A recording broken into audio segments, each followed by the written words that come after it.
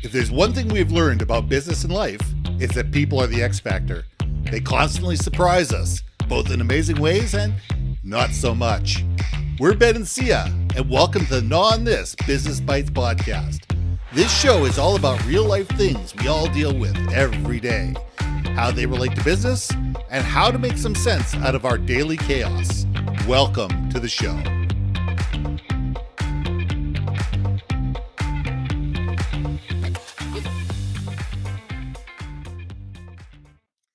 And welcome back to another episode of Gnaw on This Business Bites. I'm Ben, and this is Syya. Now, this week, I want to talk about failing fast, learning faster, and revisiting mistakes.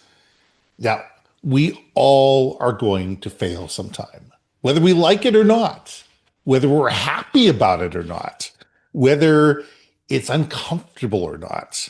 We all make mistakes. We all rush.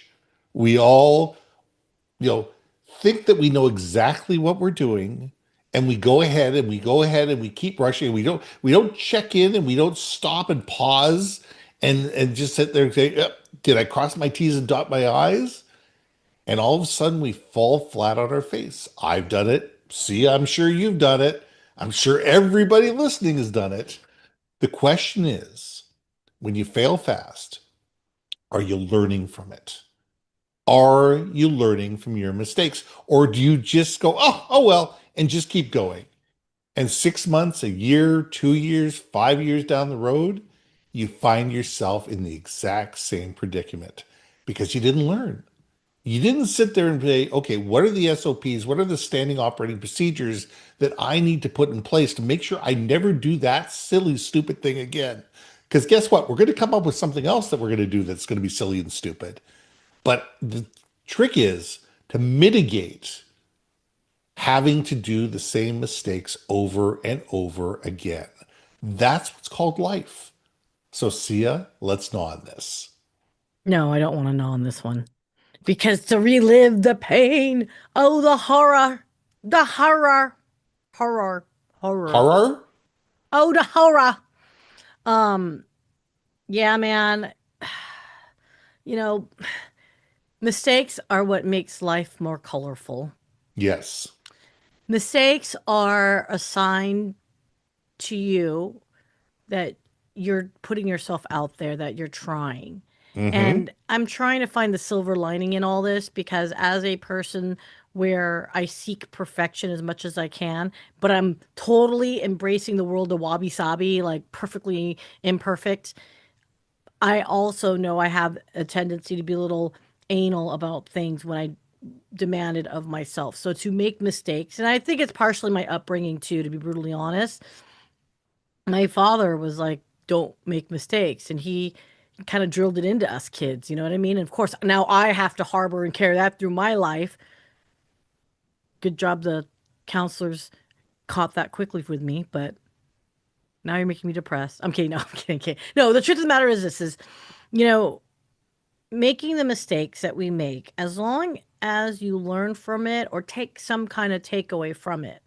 You may not like the investigation of it, but at the end result, if you have some kind of outcome or at least call to action to pivot, to stay the course, Mm-hmm.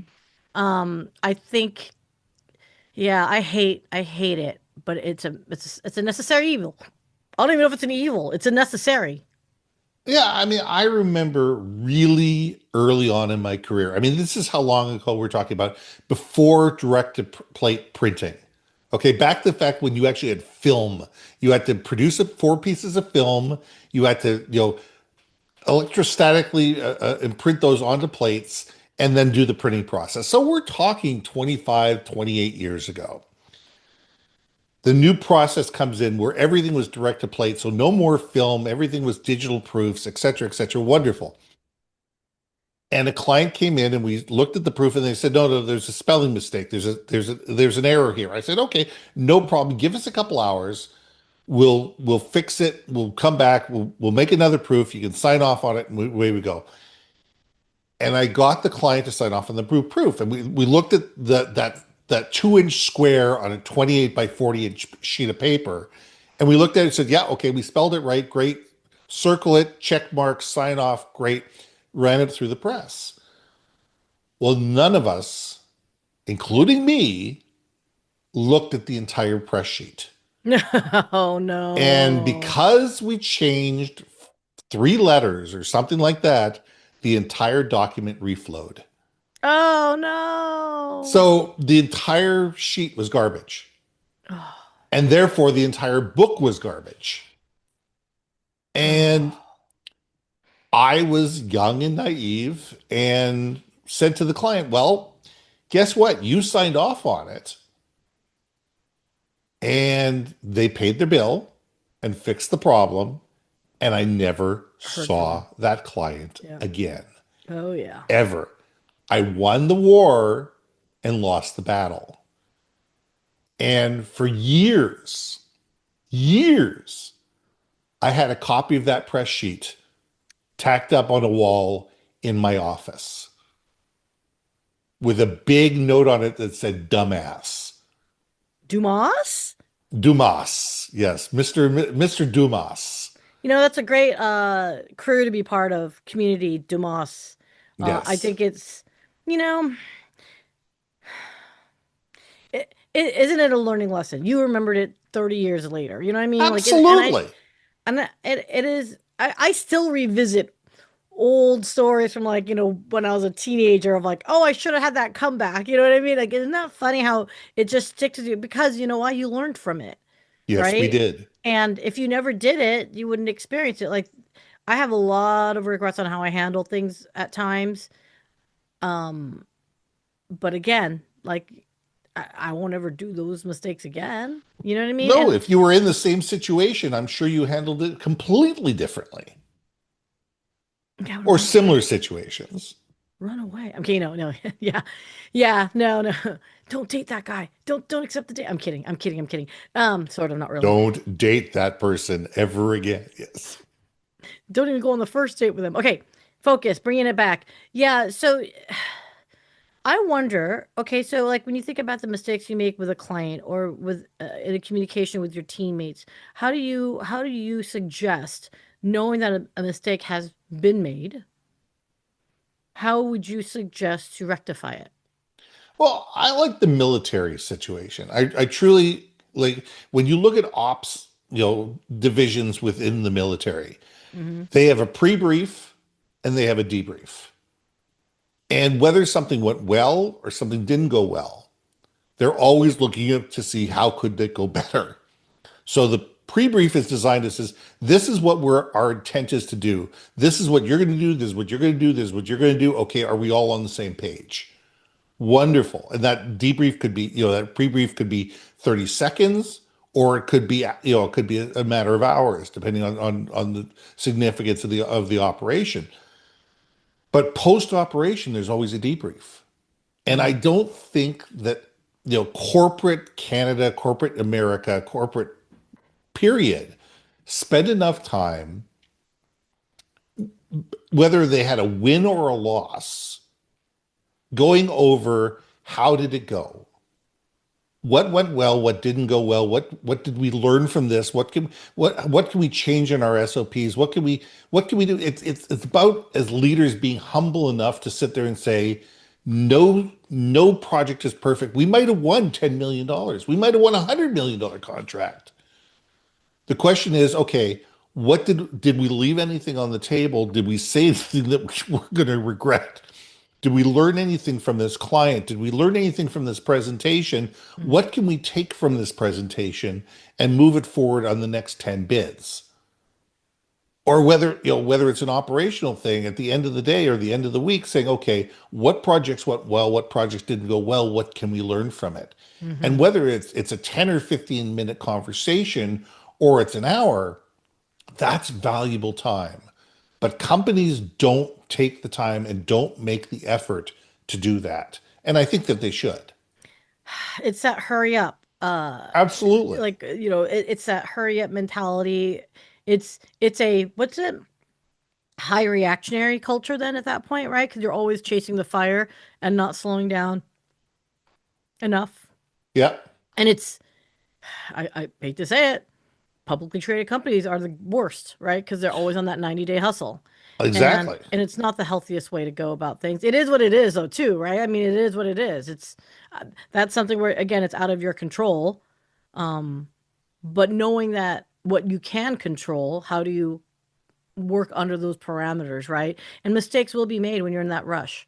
Hmm. 100%. And they always are. I can't tell you how many times, and maybe it's just more my brain than anything, is like I will be editing a video, for example, and then I miss one step.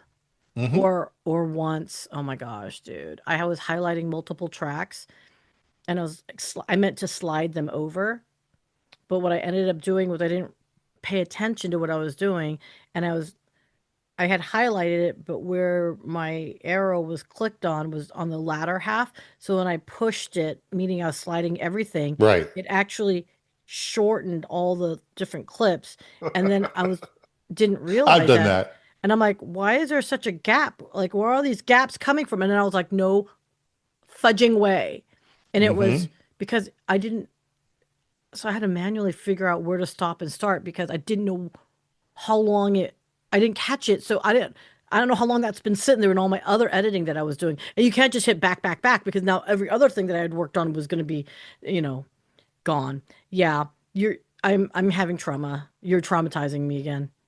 You know what? We'll have a session after this session. How about you and I will just I, have a session after this session? We'll sit there and go, it's okay. But you know what? Here's the thing.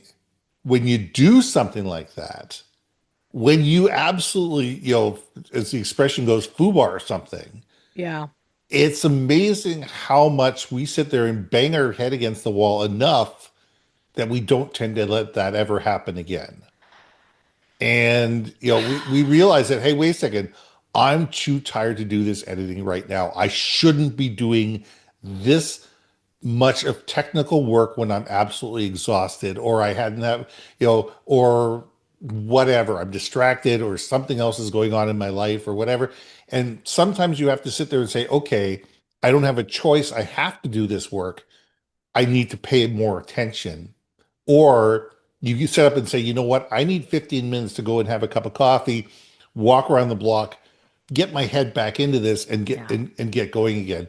And we need to understand our own fallibilities. We all have fallibilities. We all do. We all have lapse in judgments, lapse in concentration, say the wrong things at the wrong time. Um, it's what makes us human beings. The trick is not the mistakes we make. The question is how quickly and how well we recover. Ugh, yes. And when we can sit there and say, all right, I know I'm going to make mistakes. How do I make the mistakes smaller? And how do I make them more recoverable? That's probably a good thing because if we worry about perfection from day one Not and we gonna. sit there and say, nothing's going to happen until it's perfect, nothing is ever going to happen. And so we need to, as you said at the very beginning of this, we need to push the envelope. We need to, put our toes on the edge and lean over. But we do need to realize when we do that, there's inherent risk. And the question is, what can we do and what are the systems and processes we can put in place that are going to mitigate the risk? They're not going to get rid of the risk, but they're going to be able to put yourself in a position where you can de-risk the situation as much as possible. Yeah. Yeah. Oh, man alive. You that list, my friend, by the way, of all the foul like I'm like, that's a long list. Could be a It very long is. list for many people. And it's a sobering thing. But again, it goes back to at least the silver lining of this conversation to me is yeah, we've got our scars and our rashes or whatever, from it, but I'm proud of those scars, right? Oh, That absolutely. that at least I tried. At least I am doing it, you know. And again, anyone that expects to be perfect from the jump, like it's the most unrealistic expectation and undue stress, unneeded stress that you could put on yourself. So yeah, that's kind of where my brain's at on that, sir. Well, let's leave it there. I mean, my attitude is don't beat yourself up, put yourself in a position to do better next time. Yes. And realize, be willing to say, I made a mistake. What can we do to fix it? Yeah. How do we fix this? Own your mistakes, own your fallibilities, realize that they're there to learn from, and don't do the same mistake again. Mm-hmm. That's what life is about. Mm-hmm. So let's leave it there. I'm Ben, I'm Sia. and we'll see you soon. Hey, hey, hey. Thanks for listening to another episode of Not On This Business Bites.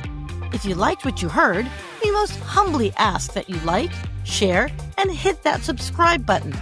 If you want to communicate more effectively within your organization, contact Ben at IamBenBaker.com or me at BrilliantBeeMedia.com.